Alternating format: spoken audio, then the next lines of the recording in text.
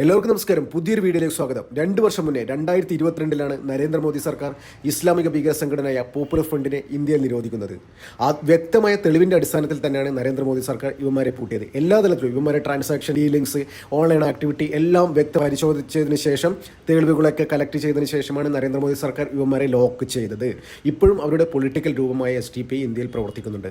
2 വർഷം മുന്നേ, അതായത് ഈ പോപ്പുലർ ഫ്രണ്ടിനെ നിരോധിക്കുന്നതിന് മുന്നേ 1 വർഷം മുന്നേ SDP സംസ്ഥാന നേതാക്കൾ ഒരു പത്രസമ്മേളനത്തിൽ ഒരു കാര്യം കേരള സമൂഹത്തിനോട് വിളിച്ചു പറഞ്ഞിരുന്നു. എന്താണ് പറഞ്ഞതെന്ന് നമുക്ക് നോക്കാം. 2031 കേരളം ഭരിക്കുന്നത് SDP ആയിരിക്കും. കൂടാതെ 2047 ഇന്ത്യ ഭരിക്കുന്നത് SDP ആയിരിക്കും. SDPയും പോപ്പുലർ ഫ്രണ്ടും ചേർന്നായിരിക്കും ഇന്ത്യ ഭരിക്കുന്നത് എന്നാണ് അന്ന് പത്രസമ്മേളനത്തിൽ SDP സംസ്ഥാന നേതാക്കന്മാർ പറഞ്ഞത്. ഇത്തരം കാര്യങ്ങൾ പറഞ്ഞപ്പോൾ പത്രക്കാർ സംശയം പ്രകടിപ്പിച്ചു. ഇത് നടക്കുന്ന കേസാണോ എന്ന് സംശയം പ്രകടിപ്പിച്ചപ്പോൾ അവർ ചിരിച്ചുകൊണ്ട് മറുപടി പറഞ്ഞു, ഞങ്ങൾക്ക് ലക്ഷ്യമുണ്ട്, ഞങ്ങൾക്ക് ലക്ഷ്യബോധമുള്ള ഒരു പാർട്ടിയാണ്, ഈ ലക്ഷ്യം നേടിയെടുക്കാൻ വേണ്ടി ഞങ്ങൾ അഹോരാത്രം പ്രവർത്തിച്ചുകൊണ്ടിരിക്കുകയായിരുന്നു എന്നാണ് അന്ന് SDP സംസ്ഥാന നേതാക്കൾ പറഞ്ഞിരുന്നത്. പക്ഷേ ശരിക്കും ഇപ്പോൾ ഈ വഖഫ് കാര്യങ്ങളൊക്കെ വരുമ്പോഴുണ്ടല്ലോ, എനിക്ക് തോന്നുന്ന ഒരു കാര്യം, അവർ പറഞ്ഞത്, അവർക്ക് വ്യക്തമായ അജണ്ടയുണ്ട്, അവർ പറഞ്ഞത് സത്യമാണ്, അവർ ലക്ഷ്യം വെച്ച് നീങ്ങിയാണ്, ഒരു ലക്ഷ്യബോധം വെച്ച് നീങ്ങിയാണ്. ശരിക്കും ഇപ്പോഴാണ് ഈ വഖഫിൻ്റെ കാര്യങ്ങൾ വരുമ്പോൾ ആണ് നമുക്ക് കാര്യങ്ങളൊക്കെ പിടികിട്ടുന്നത്. അതായത് അവർ പറഞ്ഞതിലും കാര്യമുണ്ട്. അവർ ലക്ഷ്യം വെക്കുന്നത് 2047 ഇന്ത്യ ഒരു ഇസ്ലാമിക രാഷ്ട്രം ആക്കുമെന്ന് അവർ പറഞ്ഞതിന് പിന്നിൽ അത് സത്യമാണ് എന്നാണ് ഈ വഖഫ് കോൺട്രവേഴ്സി വന്നപ്പോൾ എനിക്ക് മനസ്സിലായത്. അതായത് എന്താണ് നമുക്ക് നോക്കാം.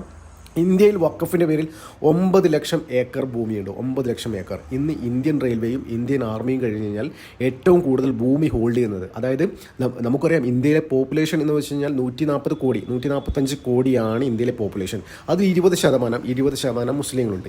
ഈ 20% സാധാരണ മുസ്ലിങ്ങളുടെ കയ്യിലുള്ള ഭൂമി കൂടാതെയാണ് ഈ 9 ലക്ഷം ഏക്കർ ഭൂമി ഇവർ ഹോൾഡ് ചെയ്യുന്നത്. അതായത് വഖഫാണ് ഇന്ത്യയിൽ ഇന്ന് 3-ാം സ്ഥാനത്ത്. അതായത് ലാൻഡ് ഹോൾഡ് ചെയ്യുന്നതിൽ 3-ാം സ്ഥാനത്ത് ഇന്ത്യൻ റെയിൽവേയും ഇന്ത്യൻ ആർമിയും കഴിഞ്ഞ് കഴിഞ്ഞാൽ ഏറ്റവും കൂടുതൽ ഭൂമി ഹോൾഡ് ചെയ്യുന്ന വഖഫാണ്. അതായത് ഈ ബാക്കി വരുന്ന 20% വരുന്ന മുസ്ലിങ്ങളുടെ ഭൂമി കൂടാതെയാണ്. ശരിക്കും ഇതും കൂടി ചേർത്ത് നോക്കുകയാണെങ്കിൽ ഇന്ത്യയിൽ ഏറ്റവും കൂടുതൽ ഭൂമി ഹോൾഡ് ചെയ്യുന്നത് ഈ വഖഫായിരിക്കും.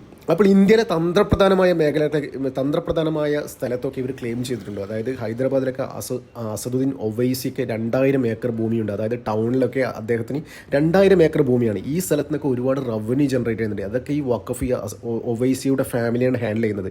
ഈ വഖഫ് തന്നെ പറഞ്ഞു കഴിഞ്ഞാൽ ഒരു 200 പേരടങ്ങുന്ന ഒരു ബോഡിയാണ്. അതായത് ഈ വഖഫിന് ഇന്ത്യയിലെ എല്ലാ മുസ്ലിങ്ങളുടെയും ഒരു അപ്പോസലന്മാരെന്നും അങ്ങനെയൊന്നും പറയാൻ പറ്റില്ല. ശരിക്കും ഈ വഖഫ് എന്ന് വെച്ചാൽ 200 പേരാണ് ഇത്രയും ഏക്കർ ഭൂമി ഹോൾഡ് ചെയ്യുന്നത്, ഒരു ഗ്രൂപ്പ് ഓഫ് ആൾക്കാർ. അപ്പോൾ ഇവരാണ് ഇതൊക്കെ മുന്നിൽ കണ്ട് തന്നെയാണ് പോപ്പുലർ ഫ്രണ്ടും SDP എന്ന് പറഞ്ഞത് 2047 നമ്മൾ ഇന്ത്യ ഭരിക്കുമെന്നത്. അതായത് ഈ വഖഫ് 2022 ശേഷമാണ് ശരിക്കും ഈ വഖഫ് എല്ലാവർക്കും നോട്ടീസ് കൊടുക്കാൻ തുടങ്ങിയത്. ഇത് ഞങ്ങളെ ക്ലെയിം ചെയ്യാൻ തുടങ്ങി, എല്ലാവരുടെ ഭൂമിയിലും ക്ലെയിം ചെയ്യാൻ തുടങ്ങി. ഇത് ഞങ്ങളുടെ ഭൂമിയാണ്, നിങ്ങൾ ഇവിടുന്ന് ഒഴിഞ്ഞു പോകണം, ഇല്ലെങ്കിൽ ഞങ്ങൾക്ക് വാടക തരണം. ആ രീതിയിൽ നോട്ടീസ് കൊടുക്കാൻ തുടങ്ങിയ 2022 അതായത് സംഭവിച്ചതെന്ന് വെച്ച് കഴിഞ്ഞാൽ 2014 ഒരു പ്രതിഭാസം, അതായത് ചക്ക വീണ് മുയൽ ചത്തു എന്ന രീതിയിൽ നരേന്ദ്രമോദി സർക്കാർ വന്നു എന്നാണ് ഇവിടുത്തെ തീവ്ര ഇസ്ലാമിസ്റ്റുകൾ വിചാരിച്ചത്. അതായത് 2019 വീണ്ടും കോൺഗ്രസ് തന്നെ അധികാരത്തിൽ വരും, അപ്പോൾ അവിടെ പൂർണ്ണമായി വീണ്ടും ഇവിടെ വഖഫ് ആക്ടിവിറ്റി ആയിട്ട് മുന്നോട്ട് പോകാം എന്നാണ് വിചാരിച്ചത്.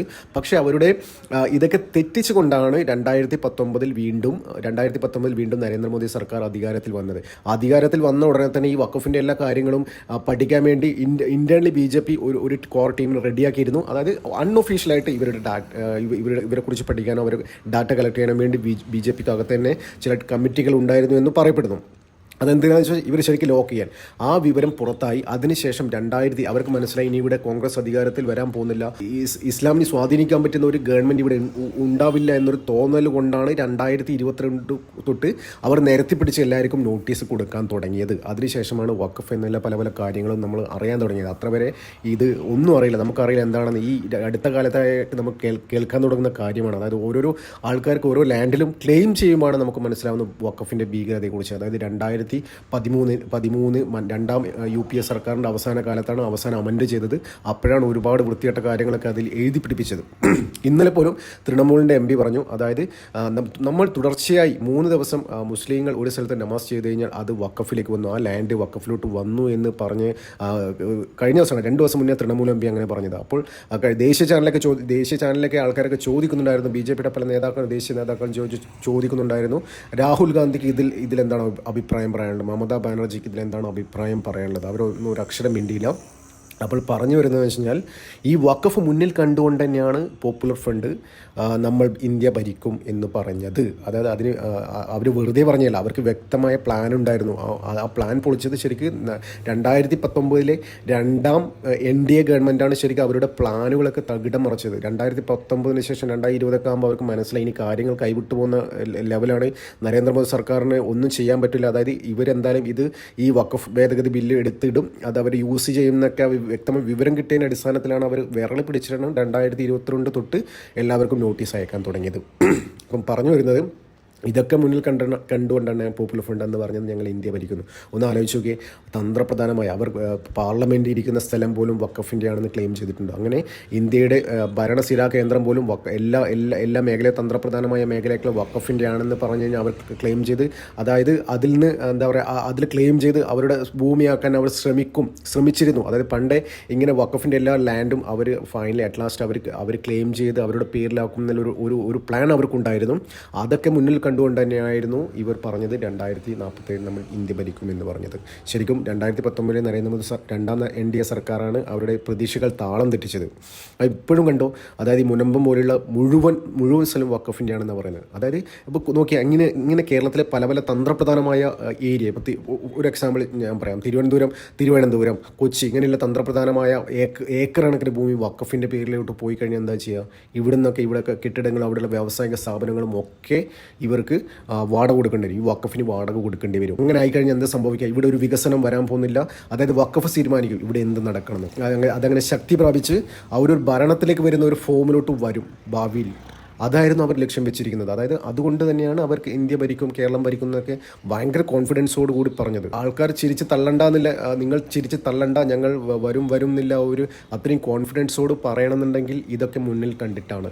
അതായത് നമുക്കറിയാം, ED എൻഫോഴ്സ്മെൻറ്റ് ഡയറക്ടർ വഖഫിന് നോട്ടീസ് കൊടുത്തിരുന്നു. അപ്പോൾ അത്ര വരെ വഖഫ് പറഞ്ഞതെന്ന് വെച്ചാൽ ഞങ്ങൾക്ക് ഇന്ത്യയിൽ ഓൾ ഇന്ത്യ ലെവലിൽ നമ്മൾ റവന്യൂ 100 കോടിയാണെന്ന്. നോട്ടീസ് കിട്ടിയതിന് ശേഷം പിന്നെയാണ് പറയുന്നത് അവർ 200 കോടിയാണെന്ന്. പക്ഷേ ശരിക്കും അവരുടെ റവന്യൂ എന്ന് വെച്ച് കഴിഞ്ഞാൽ ഒരു 10,000 കോടി തൊട്ട് 20,000 കോടി വരെ അവർക്ക് റവന്യൂ ഉണ്ട് ഇന്ത്യയിൽ മാത്രം. അപ്പോൾ ഇതൊന്നും ടാക്സബിൾ അല്ല കേട്ടോ. അവർ 100 കോടിക്കാണ് ടാക്സ് അടക്കുന്നത്, ബാക്കിയൊന്നും ടാക്സ് അടക്കുന്നില്ല. ശരിക്കും ടാക്സബിൾ അല്ല സാധനങ്ങളൊന്നും, അത് ടാക്സ് അടക്കുന്നില്ല, ടാക്സ് വെട്ടിപ്പാണ്. ശരിക്കും ഇതൊക്കെ പിടിക്കും BJP ഗവൺമെൻറ് എല്ലാം കറക്റ്റ്. അതൊക്കെ അക്കൗണ്ടബിലിറ്റി കൊണ്ടുവരും, ഇവന്മാരൊക്കെ ശരിക്കും പൊക്കുന്നതിനൊരു ഉറപ്പാണ്. അപ്പോൾ ശരിക്കും ഇപ്പോഴാണ് മനസ്സിലായത് അവരന്ന് പറഞ്ഞതിൻ്റെ പിന്നിലുള്ള രഹസ്യം എന്താണെന്ന് ഇപ്പോഴാണ് ശരിക്കും മനസ്സിലായത്. നന്ദി, നമസ്കാരം. മറ്റൊരു വീഡിയോ കാണാം.